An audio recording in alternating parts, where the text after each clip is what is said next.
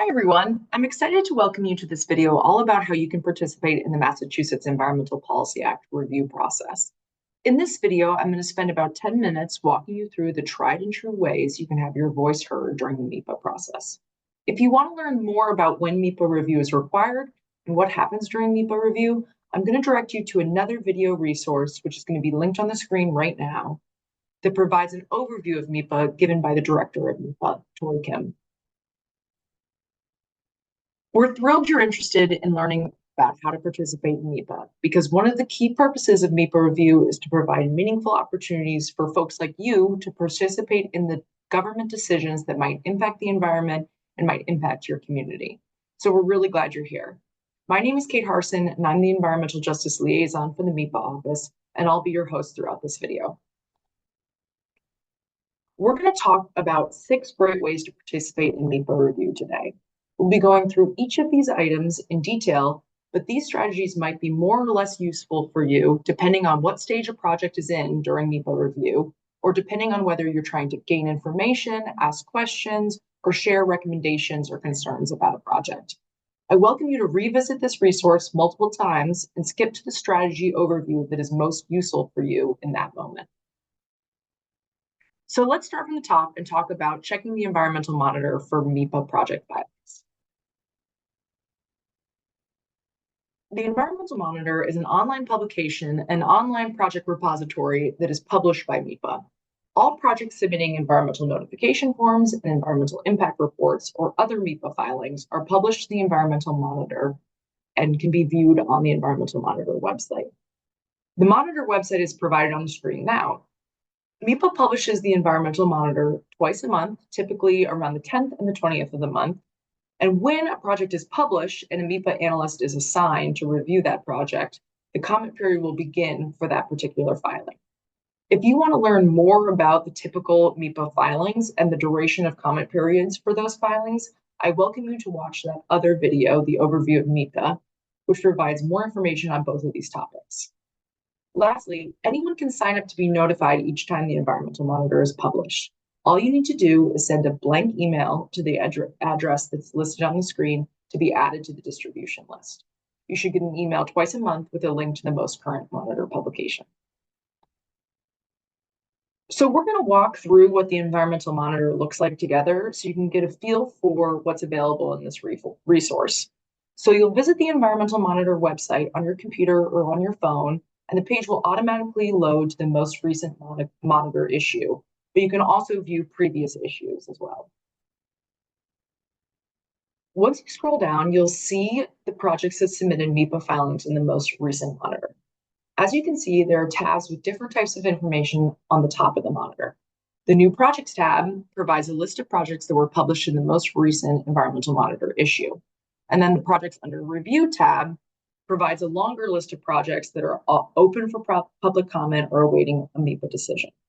You can see specific types of MEPA filings, including the 2 most common MEPA filings, an environmental notification form and environmental impact report.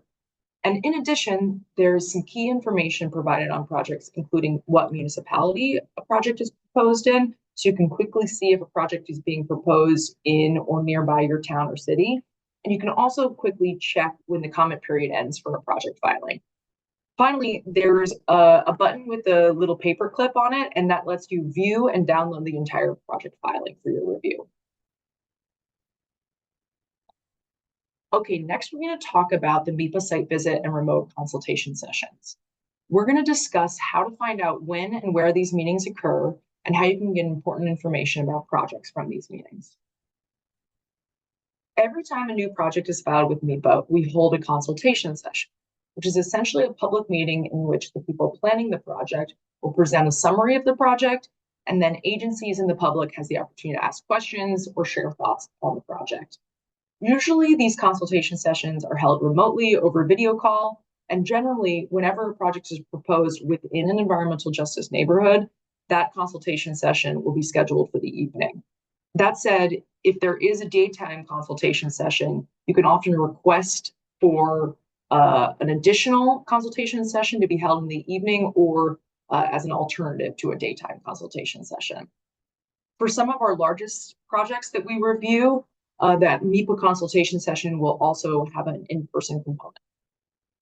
The environmental monitor contains the dates and times of all consultation sessions and will also contain information on the format of those consultation sessions.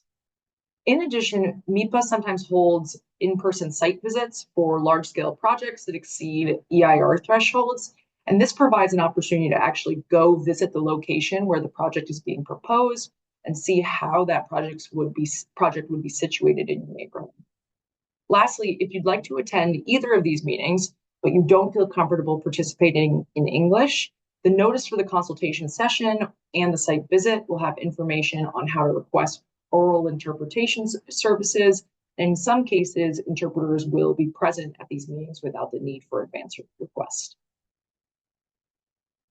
So as I mentioned, the environmental monitor has information on site visits or consultation sessions that have been scheduled. And you can find that information in the site visits tab, which is in between that new projects tab and the projects under review tab.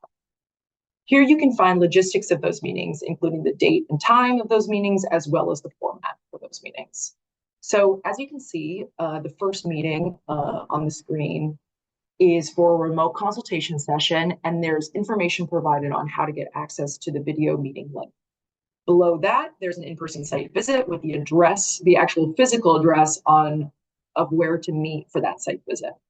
And then lastly, below that, there's a hybrid consultation session with the physical address to go to if you want to attend the meeting in person, as well as information to access a video link or a phone number to participate in that meeting virtually. Next, we're going to talk about one of the most traditional ways that you can participate in MEPA review, which is by submitting a written comment letter on a project filing. So during a project filing's comment period, you can submit written comments two different ways. First, you can simply email your comment to the MEPA analyst assigned to the project, or you can submit a comment using the online public comment portal. The online comment portal is linked on the screen, and we'll take a closer look at this tool in just a minute. Generally, your comment letter should focus on one or more of the following three aspects of a project. First, the environmental impacts of the project proposed, and any suggestions you might have to address or mitigate those impacts. Second, you should feel free to provide general suggestions on how the project could be improved.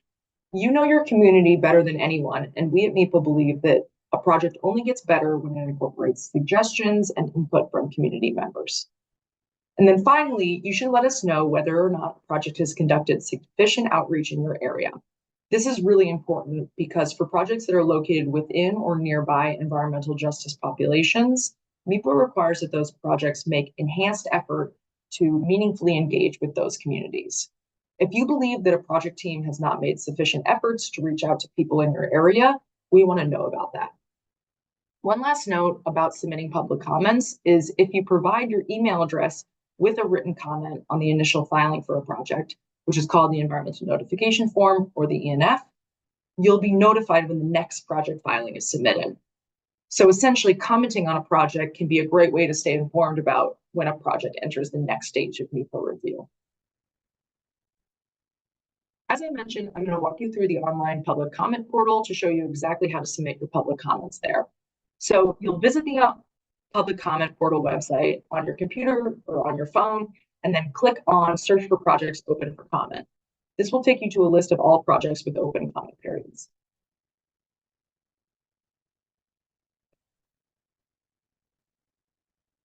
Once you find the project that you'd like to comment on, you can click on Submit a Public Comment, and it'll take you to this page with a variety of different fields. The first thing I want to note is that only the fields with a little star or asterisk next to them are required for you to fill out in order to submit a comment. So if we look at the form, that means that the requirements are to give your comment a title and to provide the actual comment text. So if you want to keep your comment fully anonymous, you can absolutely do so. However, I'll note that if you want to be emailed when a new MEPA filing is submitted on a project, then you'll have to put in your email address as well to be added to that distribution list. Also, you should feel free to submit a public comment in the language you're most comfortable using. If we receive a comment that isn't in English, we'll translate that comment and attach both the non-English and the translated English version of the comment to the MEPA certificate. The fourth and fifth way to participate in MEPA review involve reaching out to the assigned MEPA analyst on the project or reaching out to the people planning the project. We call them the project proponents. The contact information for both of these parties is provided on the environmental monitor. So here's that same screenshot of the environmental monitor as I showed you before. And as you can see, there's a column for the MEPA analyst who's assigned to review the project. A MEPA analyst is an employee of the MEPA office who is an environmental professional with experience reviewing projects and assessing their potential for environmental impacts and the adequacy of their mitigation measures. Next to the MEPA analyst column, there's information for the project proponent contact. You can reach out to either of these resources to ask questions, to ask for updates, or to provide input on projects. The sixth and final way to participate in MEPA review is to reach out to local organizations active in your area. The reason why local community-based organizations can be good resources to learn more about MEPA projects is because projects that are proposed within or nearby environmental justice populations must send what's called an advance notification of the project to an EJ reference list that's compiled and maintained by the MEPA office and the Office of Environmental Justice and Equity. The EJ reference list contains contacts for statewide community-based organizations, indigenous organizations, federal tribe contacts, and local community-based organizations across the Commonwealth. These groups are sent advance notification of projects before they file with MEPA. So this is a great way to learn about projects really early in the regulatory review stage. Projects submit an EJ screening form to the EJ reference list contacts, which is a document that's around 2 to 3 pages that provides a brief summary of the project and also is translated in the languages that are spoken by a significant portion of residents around where the project is being proposed.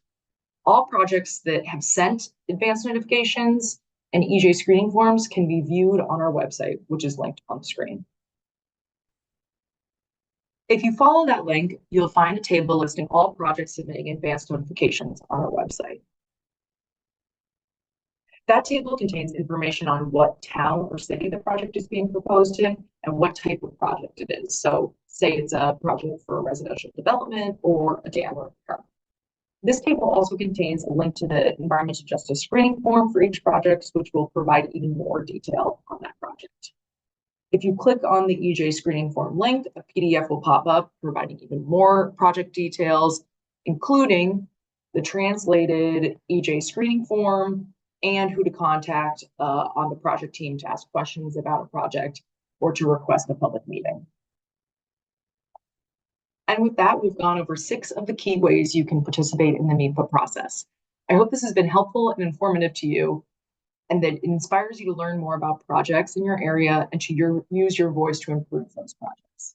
If you have any questions, concerns, or recommendations, please feel free to contact me directly at kate.herson@mass.gov.